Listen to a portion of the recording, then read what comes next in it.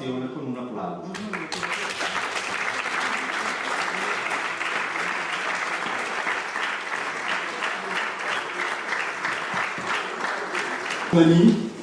Nous vous souhaitons plein succès pour ce congrès.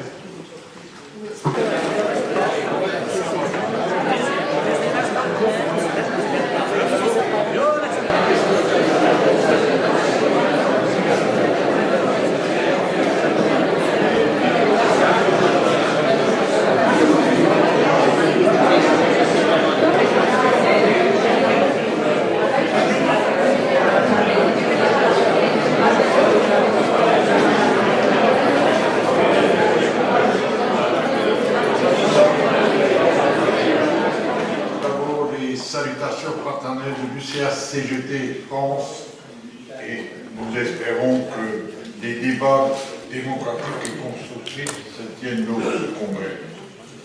Je vais donc intervenir moins sur l'activité, surtout sur la résolution et sur du prochain mandat. Le titre de la proposition de résolution est parlant. Les retraités solidaires, acteurs d'une Europe démocratique et sociale, pour vivre dans le respect et la dignité. C'est le titre de notre proposition de résolution. Oui, camarades, la population en Europe vieillit. Nous comptons plus de 100 millions d'individus de plus de 65 ans dans l'ensemble des pays européens et le nombre est en constante croissance, vu l'allongement de l'espérance de vie. Et à ce chiffre, je voudrais vous en donner un deuxième, c'est le nombre de retraités syndiqués qu'on a, c'est 10 millions, environ 10 millions de retraités syndiqués à la fin. Pour cela, durant le prochain mandat, il faudra décider ensemble d'actions à mener pour arriver à notre but, qu'on se fixe dans cette résolution. Dans le rapport d'activité, le président nous a parlé de la charte que nous avons élaborée lors de ce mandat que nous avons tous signé. Et je vais vous lire juste une phrase de cette charte que j'ai retenue. La retraite doit marquer le début d'un nouveau cycle dans l'existence. Une évidence qui appelle aujourd'hui des réponses politiques, sociales et économiques, respectueuses du droit de mener une vie harmonieuse, digne et de bien-être fondée sur la justice et la solidarité. C'est une phrase qui parle d'elle-même. Et où en sommes-nous aujourd'hui? En France et aussi dans beaucoup de pays européens, tout est mis à mal. Toutes les couches de la population sont concernées. Emploi des jeunes, égalité hommes-femmes, on a entendu parler ce matin, égalité de salaire, je parle hommes-femmes, sécurité sur les lieux de travail, mais aussi la perte du pouvoir d'achat des pensionnaires. Tout ça est mis à mal. En France, vous avez l'exemple, les débats sur les réformes se sont ouverts là, il y a quelques semaines, et ils vont continuer durant tout le fin de l'année, et nous avons déjà mené des actions. Il y en a une le 3, il y en a une le 9 octobre, il y en aura une, mon collègue Didier l'a dit, le 18, on pense qu'il y aura beaucoup de monde sur les routes. Il faut juste dire qu'au mois de mars dernier, nous avons déjà une action de mobilisation où on a réussi à mettre 200 000 personnes dans les rues de France. Et les situations des retraités liées à ces dimensions sont nombreuses. Bien sûr, la baisse des pensions, l'âge de départ à la retraite, l'accès aux soins, autant d'exigences posées par les retraités de France et de nombreux pays européens, même si les situations économiques, politiques et sociales sont différentes. Élire dans la sécurité, répondre aux besoins de santé, lutter contre la maltraitance en prenant en charge la dépendance. La dignité, cela signifie de donner des moyens d'exister aux retraités et personnes âgées, dans un monde de plus en plus injuste, mais aussi violent. Parlons de la dépendance et de la perte d'autonomie. Aujourd'hui, l'accès aux soins, le droit à la santé, le reste à charge également deviennent chaque jour de plus en plus lourds et problématiques pour beaucoup de retraités. Lors de notre congrès de Venise, nous avions décidé de mettre en place l'ICE, l'initiative citoyenne européenne, et cette ICE a été mise sur place sur les droits des personnes âgées en perte d'autonomie et sur les soins de longue durée. Malheureusement, ce que permet le traité de Lisbonne comme initiative citoyenne européenne des peuples n'est pas toujours du goût de la Commission européenne. La notification du 5 novembre 2014, ce projet de texte n'a pas été validé par la Commission européenne. Mais la CGT n'a pas l'habitude de lâcher et nous proposerons de nouvelles initiatives. Nous proposerons de continuer ce combat. Certains pensent qu'il faudrait peut-être l'arrêter, je ne pense que non. Il faudra en discuter lors de notre prochain, la prochaine direction et de la commission exécutive. Parce que des actions pareilles renforcent la crédibilité du syndicalisme retraité en Europe, aussi comme élément de rapport de force, tant au niveau national qu'au niveau européen. Lors de notre prochain mandat, nous devrons aussi réfléchir au renforcement de notre organisation, à l'adhésion des syndicats européens non adhérents à la FEFA aujourd'hui. Je parle de certains syndicats français, comme Solitaire ou FSU, mais aussi des pays comme l'Allemagne, où je crois qu'il y a environ 2 millions de syndiqués retraités, ou il y a d'autres pays nordiques qui ne sont pas adhérents à la FEFA. Pour terminer, je veux citer et insister sur la décision prise lors de notre trajet de mi-mandat, où nous avions décidé d'une journée de mobilisation et d'action dans toutes les capitales européennes, où bien sûr nous sommes représentés, sur des problèmes de retraités en Europe et de leurs revendications. Cette journée doit être un moment fort et qu'elle démontre la réalité des revendications des retraités, en convergence avec celles des actifs, et qu'elle légitime l'organisation syndicale des retraités.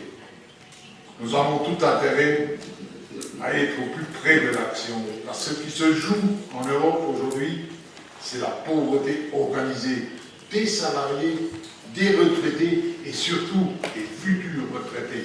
Nos jeunes, je ne sais plus qui l'a dit il y a un instant, que nos jeunes auront des problèmes. Et la CGT s'engage avec la FEFPA d'organiser les initiatives nécessaires pour améliorer les droits sociaux existants et d'en conquérir d'autres, à intervenir pour la paix, pour la justice, le rapprochement des peuples et à combattre toute forme de terrorisme et de violence.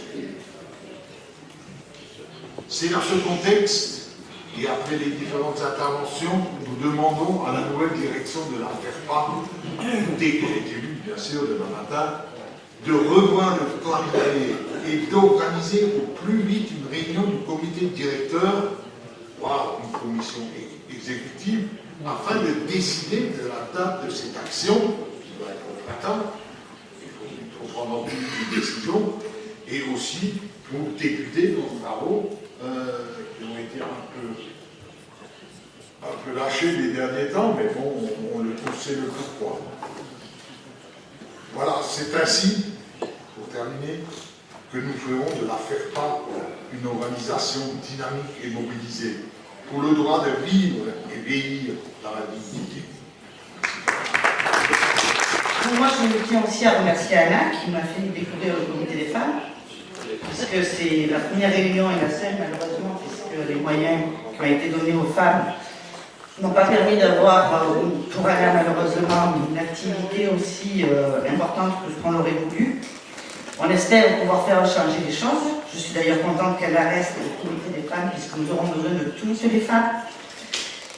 Il n'est pas question ici d'avoir un comité qui s'occupe, disons, de problèmes sociétaux qui, vous le savez, dans la période, on en a parlé pendant toute la séance, la montée de certains nationalismes font que les droits des femmes sont attaqués de toutes parts.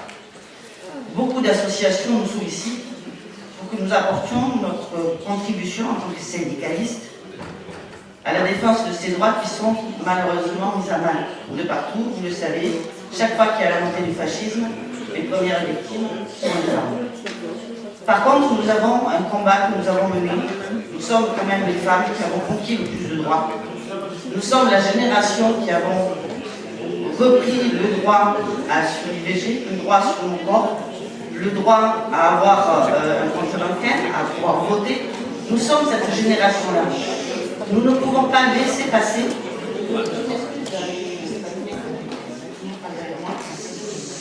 nous ne pouvons pas laisser les choses se dégrader encore plus. Ces droits, nous les avons conquis grâce à des luttes.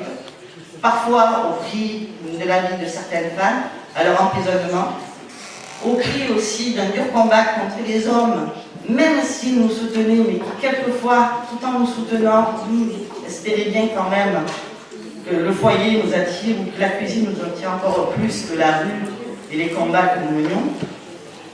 Donc ici, en tant que femmes syndicalistes qui avons conquis ces droits, y compris au sein des entreprises, je vous rappelle qu'il n'y a pas si longtemps, il y a encore des pays où les salaires étaient bilés sur le compte des maris puisque nous n'avions pas le droit d'avoir des comptes bancaires. Donc nous avons quand même cette histoire-là. Cette histoire, nous devons la défendre, mais nous devons aussi la porter aux jeunes générations. Pour deux raisons. La première, c'est parce qu'il ne faut pas revenir en arrière. Il ne faut pas qu'on nous spolie de ces droits que nous avons si durement acquis.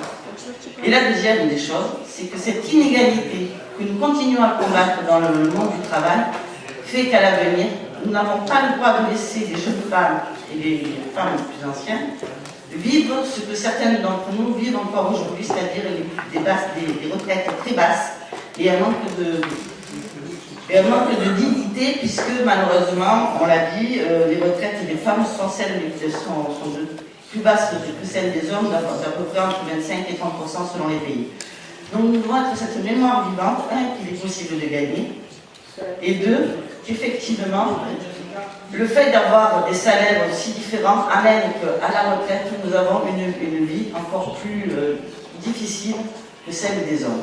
Nous devons témoigner de ces difficultés pour dire qu'il ne faut pas que ça continue, il faut aller de l'avant pour reconquérir les droits.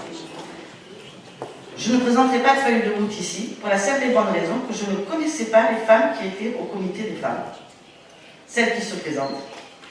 Donc on ne peut pas construire seule une feuille de route. C'est pas possible. Surtout dans la diversité des pays que nous sommes, dans la diversité des situations. Donc je pense que la première des résolutions que nous devons prendre toutes ensemble, c'est d'essayer de construire une feuille de route avec un minima, dans un premier temps, pour après l'étoffer, en prenant en compte les points communs que nous allons devoir défendre auprès des autorités. Je pense qu'il est nécessaire de renouer des liens avec la CES, avec le Parlement européen. Il existe des structures où les femmes peuvent porter des revendications pour faire modifier des lois et pour faire modifier dans certains pays, pour arriver à avoir une unification de tous les droits, des droits des femmes. Nous ne sommes pas toutes au même niveau. On le voit avec la Turquie. Je pense que l'interdiction du syndicat turc va avoir des conséquences extrêmement graves aussi sur le droit des femmes en Turquie. Donc il va peut-être falloir qu'on prenne nous aussi une résolution sur le droit des femmes dans ces pays-là. Et en même temps, chacune d'entre nous, on a mené du combat dans nos pays respectifs. Et j'ai discuté avec la collègue du Luxembourg, l'initiative, notre collègue de Suisse qui a, j'ai pris son livre, c'est remarquable. Et donc c'est tout ça qu'il faut qu'on puisse mettre en commun, de façon à faire émerger une plateforme commune qui va nous permettre d'asseoir la nécessité d'avoir un comité des femmes. Pas parce que nous sommes contre les hommes ou contre le reste, non. Parce qu'effectivement, il y a des évolutions qui, pour les femmes, sont plus difficiles à supporter que pour les hommes. Parce qu'à un moment donné, elle s'appelle une, on nous dit elle, et que la majorité des textes sont en il et sont en homme. Donc, on va faire évoluer tout ça, et je pense qu'il est nécessaire que chacun apporte sa contribution. Moi, je remercie Anna et j'espère qu'elle va rester. L'Espagne, si elle parle autant des violences, c'est parce que je suis comme elle. Quand je vois en Espagne qu'on n'arrive pas à faire évoluer la loi sur les violences faites aux femmes, ça me stupéfie. Pourtant, c'est un pays à côté. Et ces violences faites aux femmes, quand on se permet dans un foyer d'être violent avec sa femme, il n'y a aucune raison pour que le patron ne soit pas violent lui aussi avec ses salariés, puisque c'est dans la nature des choses, et qu'il y a un lien très fort entre ce que l'on permet dans la vie privée et ce que l'on permet à un patron. Quelquefois, quand on ne permet plus quelque chose à un patron, on peut aussi, à l'intérieur de l'entreprise, on peut aussi, à l'intérieur de sa vie privée, faire évoluer les choses pour les femmes. Moi, j'en dirai pas plus. Je souhaite qu'une chose, c'est qu'on ait les noms, les adresses, les mails de toutes les femmes qui veulent participer. Qu'on puisse avoir des comptes rendus de ce qui se fait dans chaque pays, et qu'on puisse créer cette plateforme commune, mais toutes ensemble, et pas seulement avec une seule personne qui va, comme le dit Anna, diriger, parce que c'est extrêmement compliqué, et moi ça je ne sais pas le faire. Donc allons-y, on va demander à Jessica d'avoir les noms, de se les échanger, peut-être au travers de la plateforme, peut-être au travers de mails, je ne sais pas, on va réfléchir, on va voir. Mais c'est bien un travail en commun que nous devons faire, parce que seuls on n'y arrive pas, mais toutes ensemble, on peut peut-être faire évoluer les choses, et je nous souhaite franchement de très bonnes réunions. Si les hommes veulent participer, ils peuvent, mais j'ai bien vu que ça ne les intéressait pas trop, et franchement, ça ne nous empêchera pas de travailler pour le bien-être des femmes. Je vous remercie. If they feel not to have a future in front of them. This depends on the fact that they lost trust because everything is going wrong. And so we have to convince them that the trade union movement in Europe has an alternative. And we can build up this alternative concretely. Benissimo, grazie. Giù. Contrari? Astenuti? Non andremo sulla giornata europea di pensionati, saranno le motivazioni di una visione di Europa che noi vogliamo. Non diremo solo i bisogni dei pensionati, cioè faremo un elenco. I'm not perfect in Italian, but we could understand each other quite well. And what we've got in you also is constant communication flow.